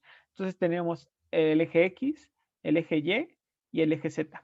Entonces voy a encontrar el vector de posición del punto A. Aquí está. Este es el vector de posición del punto A. Entonces, aquí está mi vector de posición del punto A. ¿Cuáles serían las componentes del vector de posición del punto A? ¿Quién me puede decir? ¿De la figura? Ajá. ¿Cuál es el? 1,2,1. Exacto, 1, menos 2,1. Muy bien. Muy bien, muy bien. Déjenme quitarlo para que se vea mejor. Ahí está. 1 menos 2, 1. Muy bien. Y es que no tiene que olvidar nunca, nunca, nunca, nunca que todo punto en el espacio de 3 dimensiones es alcanzado por 1 y solo un vector que parte del origen. A ese tipo de vectores que parten del origen se les llama vectores de posición. Entonces, el punto A tiene asociado al vector de posición A. Entonces, así como está, se interpreta como las coordenadas del punto A. Que tenemos aquí son las componentes del vector de posición asociado al punto A. Muy bien, perfecto. Y entonces lo que vamos a hacer ahora es encontrar el vector de posición asociado al punto B. Entonces, es este que tenemos aquí. Entonces, ¿cuáles son sus componentes del 2, vector de 0, posición? Ajá, 2,0,3. Muy bien. Y le repito, no es lo mismo las coordenadas de un punto que el vector de posición asociado a ese punto. No es lo mismo. Pero ¿para qué lo estamos haciendo así? Ah, pues porque con lo que aprendimos en álgebra vectorial, yo puedo encontrar este segmento dirigido que va de aquí a aquí. ¿Quién es ese segmento dirigido? Es una operación con vectores, fíjense. Este es el vector A y este es el vector B. Entonces, ¿quién sería este vector en color rojo? A menos B. A menos B. Muy bien, perfecto. A menos B es ese segmento que va de A hacia B. No, perdón, de B hacia A. Lo siento. Ajá. De B hacia A, muy bien. Partir del punto B y llegar al punto A, muy bien. Entonces, el segmento BA es la diferencia del vector A menos el vector B, muy bien. Entonces, vamos a hacer la resta de vectores. Nos quedaría 1 menos 2, 1 menos 2, 0, 3. Entonces, ¿qué me quedaría? El segmento BA, que es la diferencia de A menos B, ¿quién sería? ¿Cuál menos es? 1, Ajá, muy bien, sí. menos 2 Ajá. y menos 2. 2. Perfecto, muy bien. Entonces, este segmento dirigido AB ya lo conozco y es el que me dijeron menos 1, menos 2 y menos 2. Muy bien, perfecto. Entonces, yo les pregunto a ustedes, ¿qué le harían a este vector para que apunte en la dirección opuesta? Para que apunte hacia acá. Ahora. Invertirle signos. Multiplicarlo por el, multiplicarlo por el escalar menos 1. Muy bien, porque cuando a un vector lo multiplicamos por un escalar, ese vector se hace más grande o se hace más pequeño o puede cambiar de dirección. Si el escalar es negativo, ¿están de acuerdo? ¿Sí o no? ¿Están de Sí. acuerdo? Muy Sí. bien. Entonces Sí. ya van muy bien, van muy bien. Me dijeron que para cambiar este vector de dirección lo tengo que multiplicar por menos 1. Muy bien. Y entonces lo siguiente que les preguntaría es ¿cómo harían para que ese vector tenga este tamaño específico, que sea de 6 unidades? ¿Quién me diría? ¿Qué se le ocurriría hacer? Ajá. Multiplicar el módulo del vector AB por Ajá. 6. No, porque imagínate que este vector AB mide de módulo 2, por ejemplo, y si lo multiplico por 6, entonces ahora su módulo será 12. Entonces, no necesariamente. Sí tengo que multiplicarlo por 6, pero no directamente a este vector, sino cómo tiene que ser ese vector para que al multiplicarlo por 6 quede exactamente de tamaño 6. Con el vector unitario. Exacto, muy bien. Ahí sale el concepto de vector unitario. Entonces, justamente lo primero que tenemos que hacer es al segmento BA, yo le puse AB otra vez por error, permítanme, déjenme corregirlo. Entonces, al segmento que va de B hacia A, primero lo tengo que hacer unitario. ¿Para qué? Pues para que tenga un tamaño 1. Luego de que sea unitario, lo tengo que multiplicar por menos 1 para que cambie de dirección y luego ya por 6 para que tenga tamaño 6. ¿Sí me expliqué, muchachos? ¿Cómo ven? Sí. Muy bien. Entonces, ¿cómo hago a un vector unitario? ¿Cómo encuentro el vector unitario BA? Multiplico las coordenadas del vector por el módulo. ¿Por el módulo? No. Con la magnitud. No. Sería dividirlo entre su módulo, ¿no? O multiplicar las componentes del vector por el recíproco del módulo, que no es lo mismo.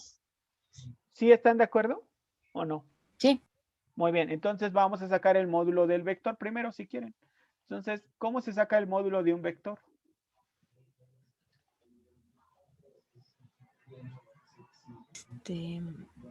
Ajá. Las componentes al cuadrado. La suma de las La componentes raíz, al cuadrado. la raíz de la suma de los cuadrados de sus componentes. Muy bien, muy bien, muy bien. Ya ven, es lo que le decía. Sigo pensando exactamente lo mismo. Bueno, entonces, menos 1 al cuadrado es 1, menos 2 al cuadrado es 4, menos 2 al cuadrado también es 4. Entonces nos queda raíz de 9, que es 3. ¿Están de acuerdo? ¿Sí o no? Sí. Entonces el módulo del segmento BA es 3. Y ahora sí, yo no hago al vector unitario, como ustedes me estaban diciendo, yo no puedo hacer al vector unitario multiplicando cada componente por 3, porque entonces sería de 3 veces su tamaño original. Entonces, en su lugar, tengo que dividir cada componente entre 3, o sea, dividir cada componente entre el módulo. Entonces, ahora sí, el segmento BA unitario sería, ¿quién? Ajá. Díganme. -1, -2 entre 3. Menos Menos un un tercio. tercio, ajá, No, coma, Menos 2 tercios. Menos 2 sí, tercios. coma, Y menos 2 tercios también. exacto, muy bien, ya está. Ese es el vector BA unitario. Entonces, a este segmento dirigido que ya tenía, lo que yo hice fue reducirle su tamaño a que fuera de una unidad. Entonces, este es el segmento BA unitario. Y entonces, ¿qué dijimos que tenemos que hacer para que apunte en la dirección opuesta? Ujú. O sea, para que ahora apunte hacia acá. Multiplicarlo Que sea por positivo. menos Ajá, uno. Multiplicarlo entonces por vamos -6. por -1. Entonces nos quedaría menos BA. Entonces sería 1/3, 2/3 y 2/3. ¿Están de acuerdo? Sí. Sí. Y entonces ya tendríamos este vector. Pongan mucha atención. Ya tendríamos este vector que apunta hacia esta dirección, pero que tiene tamaño 1. Entonces, ¿cómo puedo hacer que ahora su tamaño sea 6? Multiplicarlo por el escalar que es 6. Exacto, muy bien. Entonces multiplico a este vector por el escalar 6 y me quedaría 6 tercios, 12 tercios y 12 tercios. O sea, 2, 4, 4. ¿Están de acuerdo? Sí. Muy bien. Y entonces con eso, lo que yo hice fue encontrar un vector que apunta en la dirección opuesta del segmento BA y que tiene ahora sí tamaño 6. ¿Pero por qué hice todo esto? Ah, pues porque ese vector que ahora mismo estoy dibujando me va a permitir encontrar las coordenadas del punto C. Entonces ya con el esquema que tengo, con el vector B y con el nuevo vector, ¿qué operación de vectores tengo que hacer para que me dé el vector de posición que parte del origen y llega al punto C? Entonces, ¿quién me dice cuál es esa operación que tengo que hacer para encontrar este vector que estoy poniendo en amarillo? En el vector de posición C es la suma del vector de posición B. Es el vector. Exacto, muy bien. Entonces voy a escribir eso que está diciendo su compañero. El vector de posición del punto C va a ser igual a la suma del vector B, que es el que está en color verde, más este vector que tengo aquí. ¿Están de acuerdo? Sí. Sí. Muy bien. Entonces ya sabemos quién es el vector de posición del punto B, ¿verdad? ¿Quién es? Sí. 2, Ajá. 0, 3. Exacto. Y ya sabemos quién es este vector, ¿verdad? 2, 4, 4. Exacto. Y entonces, ¿qué nos queda? 4,4,7. Exacto. Y entonces, este es el vector asociado al punto C, pero a mí no me dicen, encuentra las componentes del vector asociado al punto C. Me dicen, encuentra el punto C. ¿Cuáles son sus coordenadas? Si lo dejan hasta aquí, están mal, porque ese no es una coordenada, es un vector. Pero entonces, si les piden las coordenadas, ¿qué pondrían? C mayúscula y luego 4,4,7, igual, ¿no? exacto, así de sencillo. Usted puede decir, es una tontería, pero no, porque no es lo mismo un vector que un punto. Y ya, eso es lo único que hace que cambie entre una respuesta correcta a una respuesta incorrecta. O sea, si lo dejan así, este no es un punto, es un vector, porque se obtuvo de la suma de estos dos vectores. Pero a partir de ese vector de posición del punto C, pues encontramos las coordenadas del punto C, que se escribe una coordenada con letra mayúscula sin signo igual, no se tiene que escribir, y sin testa tampoco. Y aquí tenemos una letra minúscula, una testa y un signo igual. Por eso digo que eso es un vector y esta de acá es una coordenada. ¿Están de acuerdo, muchachos? ¿Sí entendieron todo lo que hice? Sí. Muy bien. Entonces, bueno, nos dice, sean las rectas L que está en su forma cartesiana simétrica, observamos con atención que una de las variables está separada del resto por un punto y coma. Eso implica algo específico, ahorita lo vemos. Y luego tenemos a la recta R que está en su descrita a través de su ecuación vectorial. Muy bien, bueno. Entonces, regresando a L, como Z está separada por un punto y coma, significa que la componente del vector director en Z vale 0.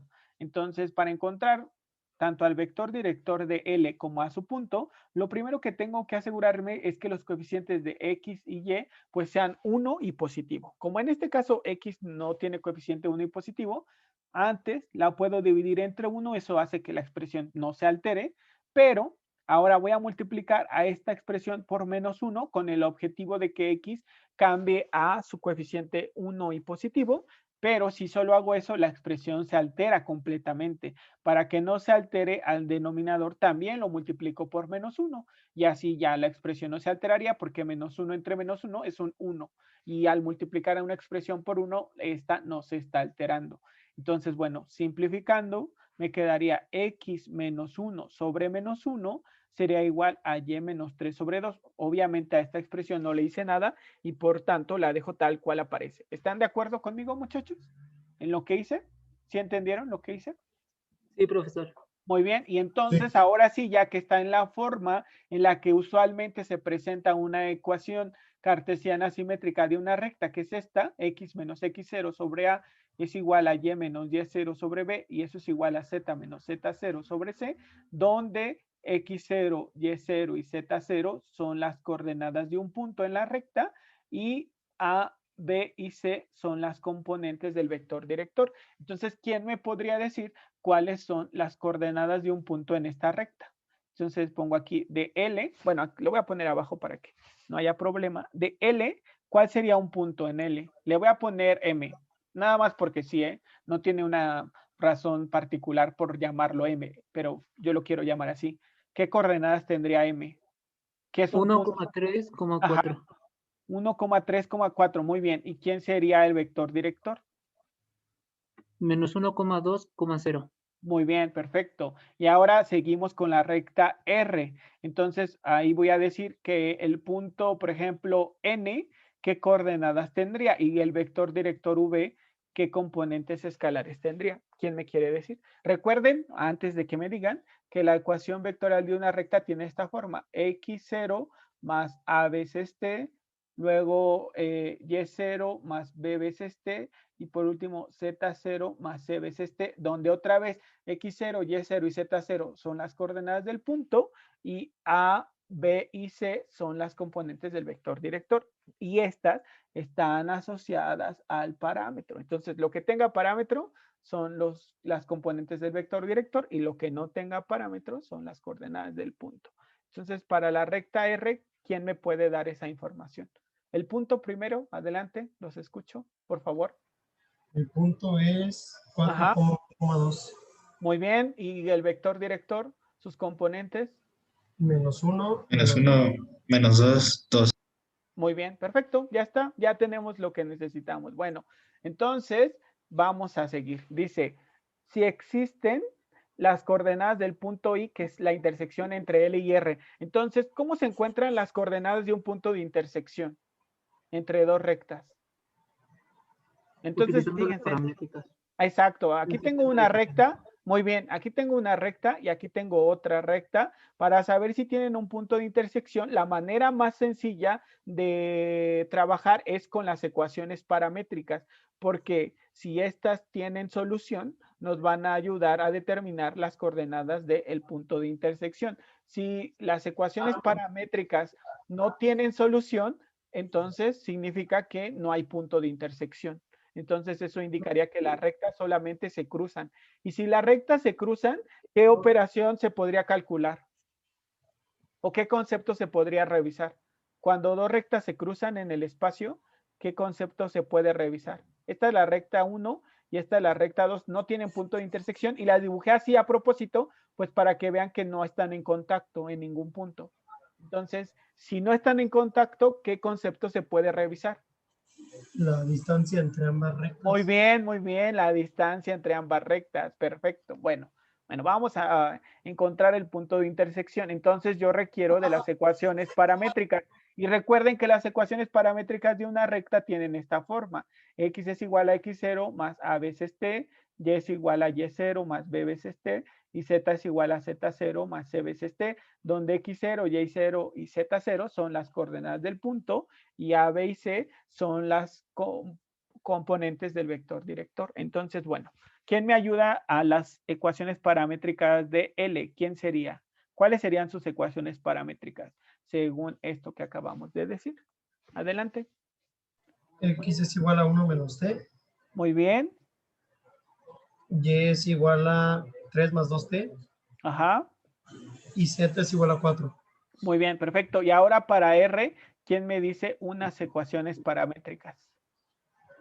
Algo importante antes de que me diga alguien algo, es que cuando se están trabajando con dos rectas, no se debe de usar el mismo parámetro, porque si se usa, vamos a llegar a inconsistencias. Entonces, si en una recta usamos el parámetro T, en la otra debemos usar un parámetro diferente. O sea, pueden usar la letra que quieran, R, S, lambda, lo que sea, pero que no sea lo mismo. Entonces, ahora sí, partiendo de eso, ¿quién me dice unas ecuaciones paramétricas de R?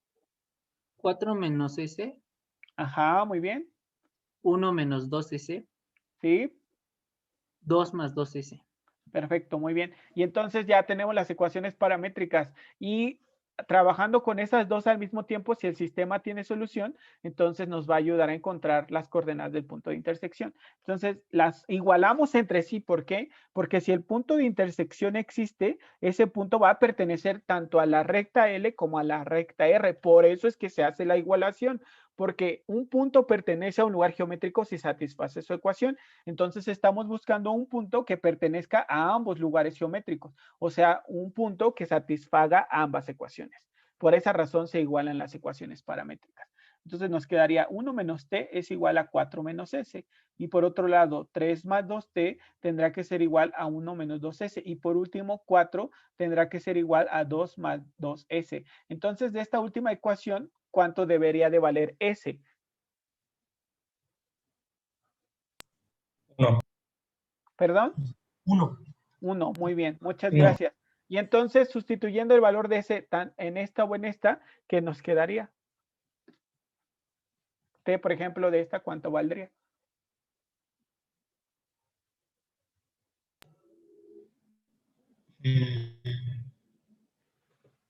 Dos, no, pues.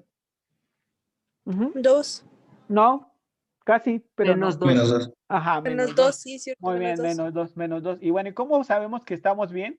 ¿Cómo sabríamos si estamos bien? O sea, que si encontramos perfectamente los valores de S y T que satisfacen las tres ecuaciones, ¿cómo lo sabríamos?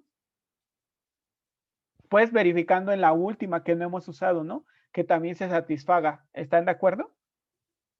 ¿Sí o no? Sí. Muy bien, entonces fíjense, a ver, dijimos que t vale menos 2, entonces 2 por menos 2 nos queda menos 4. 3 menos 4 nos queda menos 1. ¿Están de acuerdo? ¿Sí o no? Sí.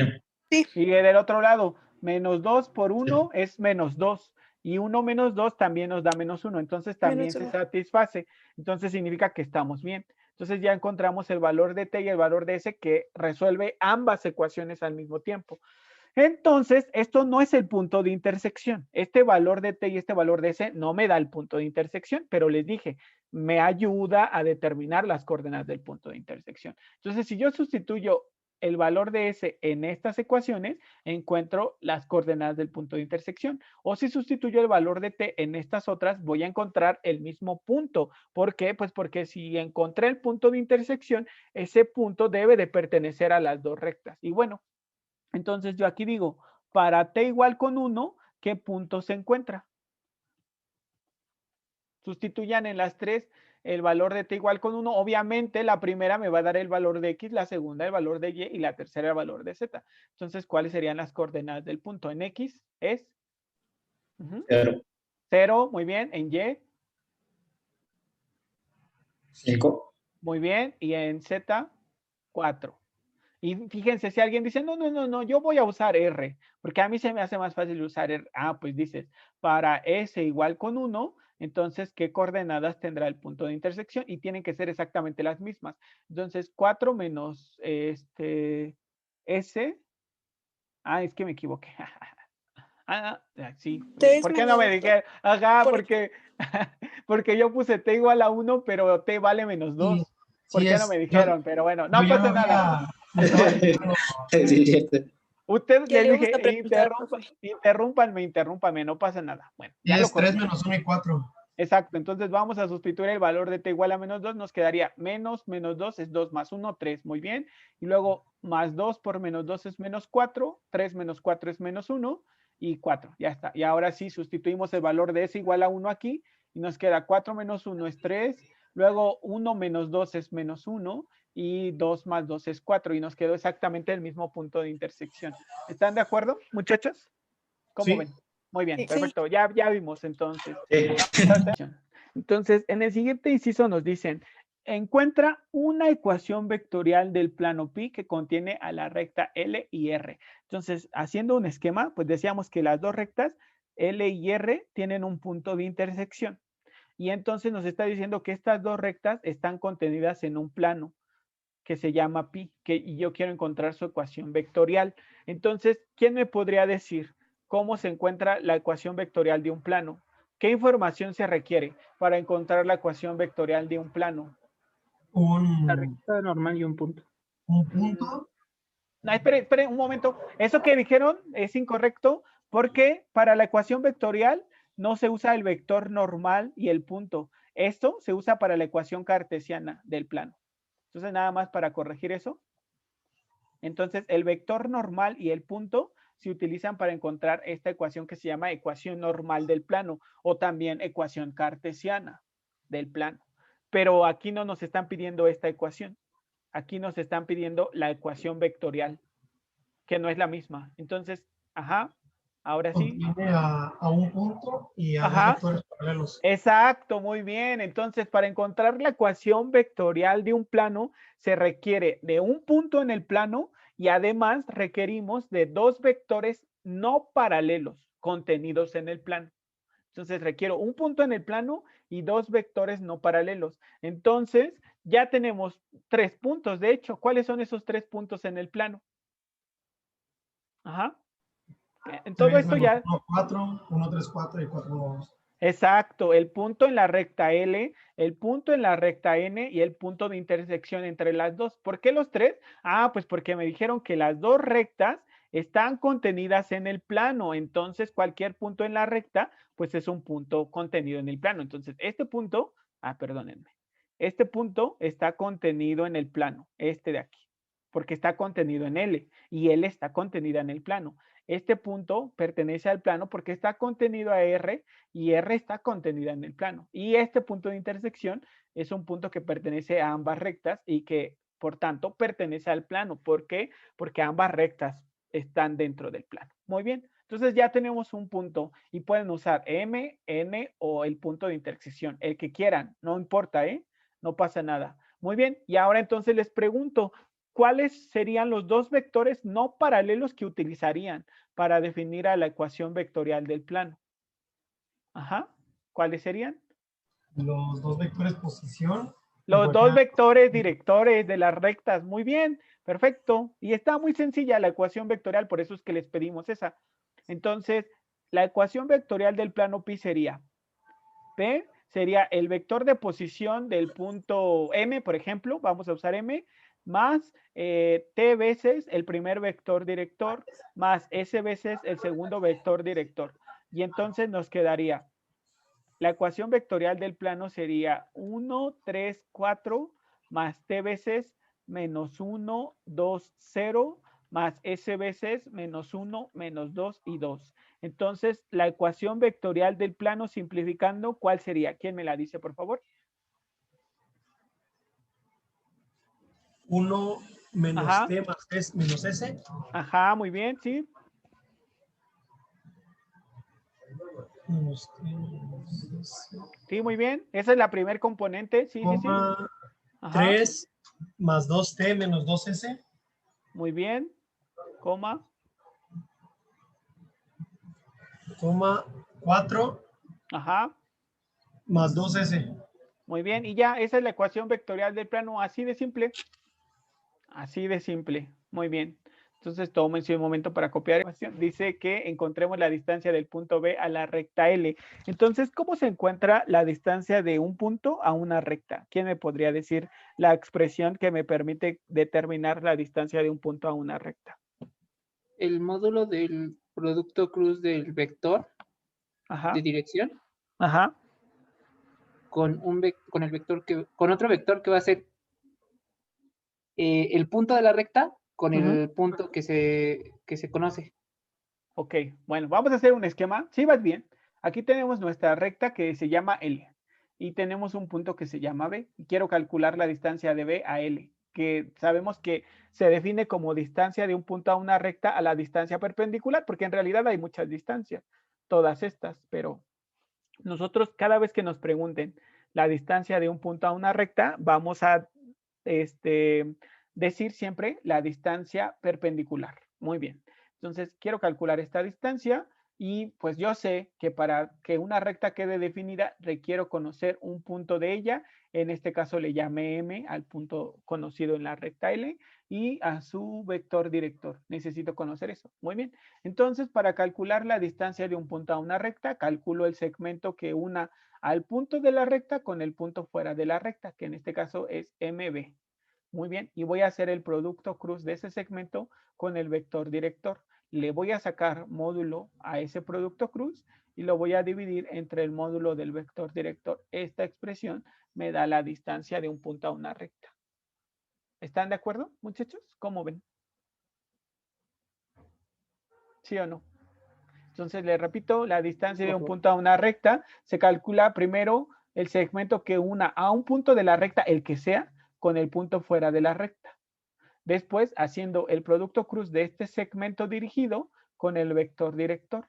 La distancia es un escalar. El producto cruz de dos vectores da otro vector. Por lo tanto, le tengo que sacar módulo a ese vector resultante para que me dé un escalar. ¿Por qué? Porque la distancia es un escalar.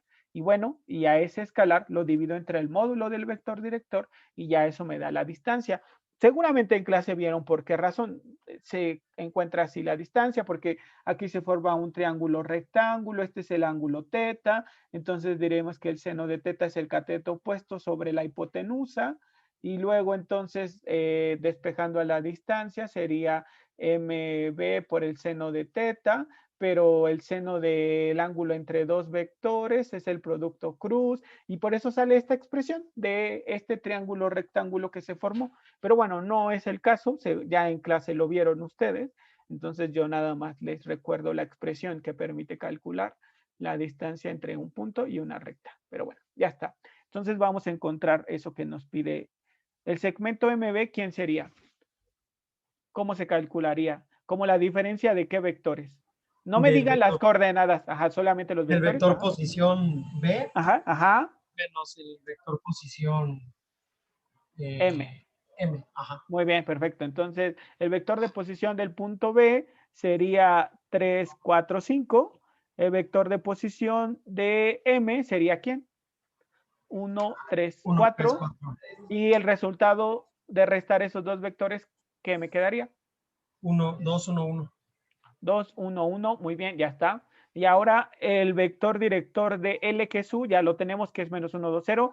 Entonces voy a hacer el producto cruz de MB con U. Entonces me quedaría IJK, MB es 2, 1, 1 y U es menos 1, 2, 0. Muy bien. ¿Quién me ayuda con el producto cruz? Adelante. 1, 0 y. ¿Perdón? Menos 2i. Menos 2i, ajá.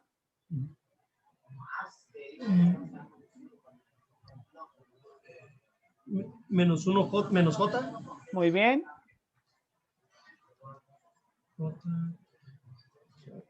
Más 5k. Muy bien, perfecto. Entonces le voy a poner ejercicio. Ya tenemos el producto cruz. ¿Qué tenemos que hacer con este vector resultante, muchachos, según la expresión que tenemos aquí? Ajá. ¿Qué tenemos que hacer? Determinar su magnitud. Ajá, su módulo o magnitud. Muy bien, perfecto. Entonces nos quedará raíz cuadrada de menos 2 al cuadrado, más menos 1 al cuadrado, más 5 al cuadrado. Entonces nos quedará 4 más 1 más 25. Entonces será la raíz de 30. ¿Están de acuerdo? Sí, Muy bien. Y entonces ya nada más nos hace falta sacar el módulo de U, que sería la raíz de ¿quién?